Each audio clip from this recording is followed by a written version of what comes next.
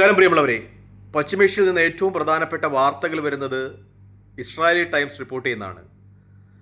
Israeli പ്രധാനമന്ത്രി Benjamin Netanyahu white ഹൗസിൽ വെച്ച് അമേരിക്കൻ പ്രസിഡന്റ് ഡൊണാൾഡ് ട്രംപിൻ്റെ നിർദ്ദേശപ്രകാരം ഖത്തർ പ്രധാനമന്ത്രിയെ വിളിച്ച് തങ്ങൾ ദോഹ ആക്രമിച്ച നടപടി തെറ്റായിപ്പോയി എന്ന് പറഞ്ഞ് മാപ്പ് പറഞ്ഞു എന്നതാണ് ഇപ്പോൾ കിട്ടുന്ന വാർത്ത. അന്തർദേശീയ മാധ്യമങ്ങളൊക്കെ അത് സംപ്രേഷണം ചെയ്ത് തുടങ്ങിയിട്ടുണ്ട്.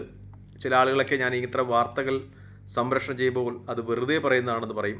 വ്യക്തമായ തെളിവുകളുടെ അടിസ്ഥാനത്തിലാണ് പറയാറുള്ളത്. മിക്കപ്പോഴും അന്താരാഷ്ട്ര മാധ്യമങ്ങളിൽ നിന്നൊക്കെ കിട്ടുന്ന വിവരങ്ങളനുസരിച്ചാണ് പറയാറുള്ളത്. ഞാൻ ഇസ്രായേലി ടൈംസിൻ്റെ ഈ റിപ്പോർട്ട് ഫസ്റ്റ് കമൻ്റായി പിൻ ചെയ്തിരിക്കാം. എന്തായാലും കേരളത്തിലെ സംഘികൾക്ക് ബെഞ്ചമിൻ നെതന്യാഹുവിനോടുള്ള ആരാധന കൂടുന്നതിന് ഒരു കാരണം കൂടിയായി. കാരണം മാപ്പ് പറഞ്ഞിരിക്കുന്നു. മാപ്പ് പറയുന്നവരോടൊക്കെ സംഘികൾക്ക് വലിയ ആരാധനയാണല്ലോ. എന്തായാലും ഖത്തറിനോട് ബെഞ്ചമിൻ നെതന്യാഹു മാപ്പ് പറഞ്ഞു എന്ന വാർത്ത തന്നെയാണ് അന്തർദേശീയ മാധ്യമങ്ങൾ വളരെ പ്രാധാന്യത്തോടുകൂടി ചർച്ച ചെയ്യുന്നത്. ഇസ്രായേൽ ടൈംസാണ് ഇതുമായി ബന്ധപ്പെട്ട വാർത്തകൾ പുറത്തുവിടുന്നത്. ഞാൻ നേരത്തെ പറഞ്ഞിട്ടുണ്ടായിരുന്നു, എന്ന് ഈ അറബ് പ്രദേശങ്ങൾക്ക്, GCCയിലെ അല്ലെങ്കിൽ അറബ് രാജ്യങ്ങൾക്ക് അമേരിക്ക സ്വാധീനിക്കുവാൻ കഴിയുമോ, അന്നാണ് ഫലസ്തീൻ്റെ മോചനം സാധ്യമാകുക. നേരത്തെ ഞാൻ ഈ കോളേജിലൊക്കെ പഠിക്കുമ്പോൾ ഈ വിഷയത്തിൽ താല്പര്യമുള്ളത് കൊണ്ട് ഇതിനെക്കുറിച്ചൊക്കെ പഠിക്കുമ്പോൾ അങ്ങനെ ഒരുപാട് ലേഖനങ്ങൾ വായിച്ചിട്ടുള്ളതിൻ്റെ അടിസ്ഥാനത്തിലാണ് ഞാനത് പറഞ്ഞത്. എന്ന് ഫലസ്തീൻ്റെ സഹോദരങ്ങളായ അറബ് രാജ്യങ്ങൾക്ക് ലോകത്തിൻ്റെ സാമ്പത്തിക മേഖലകളിൽ മേൽക്കൈ നേടുവാൻ കഴിയുമോ, അന്നു മാത്രമേ ഫലസ്തീൻ്റെ സ്വതന്ത്രം യാഥാർത്ഥ്യമാകൂ എന്ന്. കാരണം അമേരിക്ക പോലെയുള്ള ലോകക്രമങ്ങളെയൊക്കെ നിയന്ത്രിച്ചിരുന്നത് ജൂതന്മാരായിരുന്നു. അമേരിക്കയുടെ രാഷ്ട്രീയ, സാമൂഹിക, സാമ്പത്തിക മേഖലകളൊക്കെ കൈകാര്യം ചെയ്തിരുന്ന ജൂതന്മാരായിരുന്നു. അതുകൊണ്ട് തന്നെ അമേരിക്കയിലെ രാഷ്ട്രീയ മേഖലയും ഉദ്യോഗവൃത്തത്തെയും ഭരണാധികാരികളെയും ഒക്കെ സ്വാധീനിക്കുവാൻ അവർക്ക് കഴിഞ്ഞിരുന്നു. അവരെപ്പോഴും അമേരിക്കൻ പ്രസിഡന്റുമാരെ കൊണ്ട് ഇസ്രായേലിനെതിരെ തീരുമാനം എടുപ്പിച്ചിരുന്നു. പക്ഷേ ലോകക്രമങ്ങളൊക്കെ മാറിമറിയുകയാണ്. സമ്പത്തിൻ്റെ 35% കൈകാര്യം ചെയ്യുന്ന രാജ്യങ്ങളായി പശ്ചിമേഷ്യയിലെ രാജ്യങ്ങൾ മാറിയിരിക്കുന്നു. അവർക്ക് ലോകക്രമത്തിൽ വലിയ സ്വാധീനമുണ്ടായിരിക്കുന്നതാണ് ഏറ്റവും പരമപ്രധാനമായ യാഥാർത്ഥ്യം. നമ്മൾ അവിടെ പോയി ജോലിയൊക്കെ ചെയ്ത് ആഹാരമൊക്കെ കഴിച്ച് എല്ലിൻ്റെ ഇടയിൽ കയറി കുത്തി അവർക്കെതിരെ കമൻ്റ് ഇടുന്നത് പോലെയല്ല. കാരണം ലോകത്തെ സമ്പത്തിൻ്റെ 35% അത്തരം രാജ്യങ്ങളുടെ നിയന്ത്രണത്തിലേക്ക് വന്നിരിക്കുന്നു. ലോകത്ത് അവർക്ക് സ്വാധീന ശക്തി കൂടുന്നു എന്നതാണ് ഏറ്റവും പരമപ്രധാനമായ യാഥാർത്ഥ്യം. അതായത് ഖത്തറിനെ ആക്രമിക്കുവാൻ ഇസ്രായേൽ എടുത്ത നടപടി അത് വെറും മണ്ടത്തരമായി പോയി. അതുകൊണ്ടാണ് ലോകക്രമമൊക്കെ ഇങ്ങനെ മാറിത്തിരിഞ്ഞ് വരുന്നത്.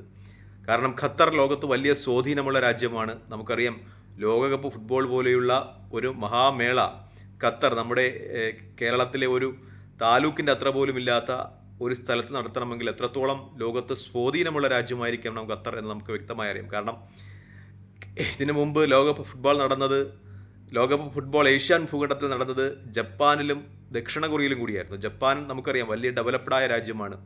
ദക്ഷിണ കൊറിയയും അതുപോലെ തന്നെയാണ്. ആ രണ്ട് രാജ്യങ്ങൾക്ക് വേണ്ടിയാണ് ലോകകപ്പ് മാറ്റിവെച്ചത്. 2 രാജ്യങ്ങൾ കൂടി നടത്താനാണ് ഫിഫ എന്ന് പറയുന്നത്. പക്ഷേ ഖത്തറിന് മാത്രമായിട്ടാണ് ലോകകപ്പ് കൊടുത്തത്, ഇത്രയും ചെറിയ രാജ്യത്ത്.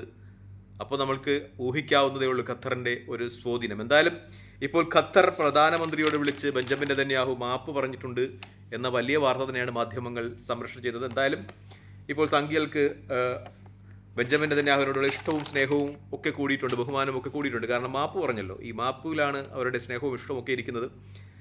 എന്തായാലും മറ്റു വാർത്തകൾ കൂടി പുറത്തു വരുന്നുണ്ട് പശ്ചിമേഷ്യ സംബന്ധിച്ച്. വാഷിംഗ്ടൺ ഇൻസ്റ്റിറ്റ്യൂട്ടിലെ പ്രതിരോധ വിദഗ്ധനായ പെരിസൻ നദാമി പറയുന്നത്, ഇനി ഒരു ഇറാൻ യുദ്ധമുണ്ടായാൽ ഇസ്രായേലിന് വലിയ പ്രത്യാക്രമണം നേരിടേണ്ടി വരും ഇറാന്റെ ഭാഗത്ത് നിന്നാണ്. അദ്ദേഹം പറയുന്നത് 3 മാസത്തിനകം വീണ്ടും ഒരു യുദ്ധത്തിനുള്ള സാധ്യതയുണ്ട് എന്നാണ്. അതിന് ഉപോത്ഫലമായി അദ്ദേഹം കുറച്ച് തെളിവുകളൊക്കെ മുന്നോട്ട് വയ്ക്കുന്നുണ്ട്. നേരത്തെ 6 ധാഡ് വ്യോമ പ്രതിരോധ സംവിധാനങ്ങളാണ് ഉണ്ടായിരുന്നതെങ്കിൽ ഇപ്പോൾ 4 എക്സ്ട്രാ താഡ് വ്യോമ പ്രതിരോധ സംവിധാനം കൂടി ഇസ്രായേലോട്ട് കൊണ്ടുവരികയാണ്. മാത്രമല്ല US-ൻ്റെ വിദഗ്ധരായ സൈനികർ ഇത് നിയന്ത്രിക്കുവാൻ വേണ്ടി എത്തുന്നു.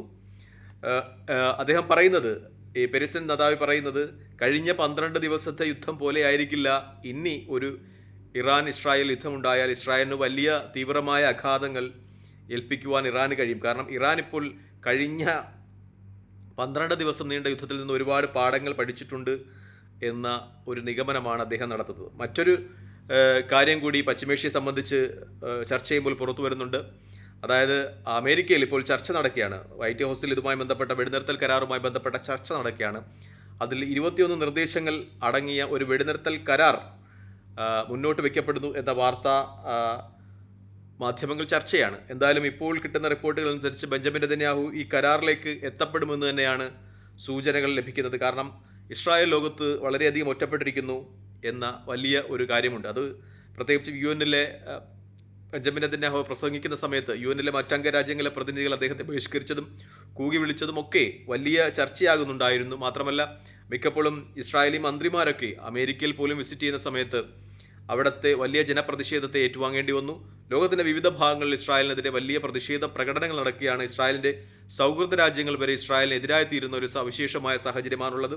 ദീർഘകാല സുഹൃത്തായിരുന്ന ഇറ്റലി, ജർമ്മനി, ഫ്രാൻസ്, ബ്രിട്ടൻ, ഇന്നലെ കിട്ടിയ വാർത്തകൾ അനുസരിച്ച് ബ്രിട്ടൻ ഫലസ്തീൻ്റെ എംബസി ബ്രിട്ടനിൽ അനുവദിക്കുന്നു എന്ന രീതിയിലുള്ള വാർത്തകൾ പുറത്തു വരികയാണ്. ലോകത്ത് ഇസ്രായേൽ കൂടുതൽ ഒറ്റപ്പെടുന്നു. അതുകൊണ്ട് തന്നെ ബെഞ്ചമിൻ നെതന്യാഹു ഒരു വെടിനിർത്തൽ കരാറിലേക്ക് എത്തപ്പെടും എന്ന സൂചന തന്നെയാണ് ഇപ്പോൾ മാധ്യമങ്ങൾ ചർച്ച ചെയ്യുന്നത്. ഒരുപക്ഷെ ബെൻഗീറിൻ്റെയൊക്കെ രാജി ഉണ്ടാകാം എന്ന രീതിയിൽ നിന്ന് വാർത്തകൾ പുറത്തു വരുന്നുണ്ട്. ബെൻഗീർ നേരത്തെ തന്നെ പറഞ്ഞിട്ടുണ്ടായിരുന്നു, ഇത് ഹമാസിനെ പൂർണ്ണമായി നിർമ്മാർജ്ജനം ചെയ്യുവാൻ കിട്ടിയ ഒരവസരമാണ്. അങ്ങനെ ഒരു നടപടിയിൽ നിന്ന് എന്തെങ്കിലും കാര്യങ്ങൾ കൊണ്ട് ബെഞ്ചമിൻ നെതന്യാഹു പിന്മാറിയാൽ താൻ മന്ത്രിസഭയിൽ നിന്ന് രാജിവെക്കും, താൻ ബെഞ്ചമിൻ നെതന്യാഹുവിനുള്ള പിന്തുണ പിൻവലിക്കും എന്ന കാര്യം നേരത്തെ അറിയിച്ചിട്ടുണ്ടായിരുന്നു. എന്തായാലും പശ്ചിമേഷ്യയിൽ നിന്ന് സമാധാനത്തിൻ്റെതായ ചില വാർത്തകൾ വരുന്നുണ്ട്. അതുമായി ബന്ധപ്പെട്ട ചർച്ചകൾ അമേരിക്കയിൽ ഉരുത്തിരിയുന്നു. അതിൻ്റെ ഒരു പ്രതിവിധി എന്ന രീതിയിലാണ് ഖത്തറിനെ വിളിച്ച് ഇപ്പോൾ ഇസ്രായേലി പ്രധാനമന്ത്രി മാപ്പപേക്ഷ എന്ന് പറയുന്നത്. കാരണം ഖത്തർ അറബ് രാജ്യങ്ങളൊക്കെ വളരെ യൂണിറ്റിയിൽ നിൽക്കുകയാണ്, വളരെ ഐക്യത്തോടുകൂടി നിൽക്കുകയാണ്. അതിൻ്റെ ഒരു പ്രതിധ്വനി ഈജിപ്ത് സിനായ് മേഖലയിൽ നടത്തുന്ന പട കാഹളത്തിലൊക്കെ നമുക്ക് കേൾക്കാം. കാരണം സിനായ് മേഖലയിൽ ഈജിപ്ത് സൈനിക സന്നാഹം ഒരുക്കുന്നു എന്ന രീതിയിലൊക്കെ വാർത്തകൾ ഇന്നലെയും മെനഞ്ഞാന്നുമായിട്ട് മാധ്യമങ്ങൾ റിപ്പോർട്ട് ചെയ്തതാണ്.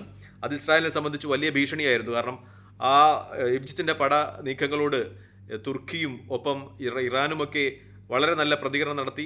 ഈ രാജ്യങ്ങളിലെ പ്രതിനിധികൾ തമ്മിൽ ചർച്ച നടത്തി എന്നൊക്കെയുള്ള വാർത്തകൾ പുറത്തു വരുമ്പോൾ ഇസ്രായേലിനെ സംബന്ധിച്ച് അത് ഭയമുണ്ടാക്കുമെന്ന കാര്യത്തിൽ സംശയമില്ല. എന്തായാലും ഇപ്പോൾ അമേരിക്കയുടെയും ഒക്കെ ഇടപെടലുണ്ടാകുന്നു. ആ മേഖലയിൽ വെടിനിർത്തലിനുള്ള സാധ്യതകൾ മാധ്യമങ്ങൾ ചർച്ച ചെയ്യുകയാണ്. പക്ഷേ ഈ നിർദ്ദേശങ്ങളെക്കുറിച്ച് ഹമാസിന് വിവരങ്ങളൊന്നും ലഭിച്ചിട്ടില്ല എന്ന രീതിയിലുള്ള റിപ്പോർട്ടുകളും ഹമാസിൻ്റെ ഭാഗത്തുനിന്ന് ഉണ്ടാകുന്നുണ്ട്. ഹമാസ് പറയുന്നത് തങ്ങൾക്ക് ഇതുമായി ബന്ധപ്പെട്ട വിവരങ്ങളൊന്നുമില്ല എന്നാണ്. എന്തായാലും ഒരുപക്ഷെ ഹമാസിനെ ഗസയിൽ നിന്ന് പൂർണ്ണമായി ഒഴിച്ചു നിർത്തിക്കൊണ്ട്, ഹമാസിനെ ഭരണ സംവിധാനങ്ങളിൽ നിന്ന് ഒഴിച്ചു നിർത്തിക്കൊണ്ട് ഒരു വെടിനിർത്തൽ കരാറിലേക്ക് നീങ്ങിയേക്കാമെന്ന സൂചനകൾ തന്നെയാണ് ലഭിക്കുന്നത്. ടോണി ബ്ലെയറിനെ, നേരത്തെ ബ്രിട്ടീഷ് പ്രധാനമന്ത്രിയായിരുന്ന ടോണി ബ്ലെയറിനെ ഗവർണറാക്കി നിയമിച്ചുകൊണ്ട് ഒരു സംയുക്ത അറബിക് സേനയുടെ നിയന്ത്രണത്തിൽ ഗസ ഒരുപക്ഷെ വെടിനിർത്തലിലേക്ക് നീങ്ങിയേക്കാം എന്ന സംഭവവിഗതികളാണ് ഈ അവസരത്തിൽ അന്തർദേശീയ മാധ്യമങ്ങളൊക്കെ ചർച്ച ചെയ്യുന്നത്. തൽക്കാലം ഈ വീഡിയോ ഇവിടെ വാങ്ങുന്നു. മറ്റൊരു വീഡിയോയുമായി കാണുന്നവരെ നന്ദി, നമസ്കാരം, ജയ് ഹിന്ദ്.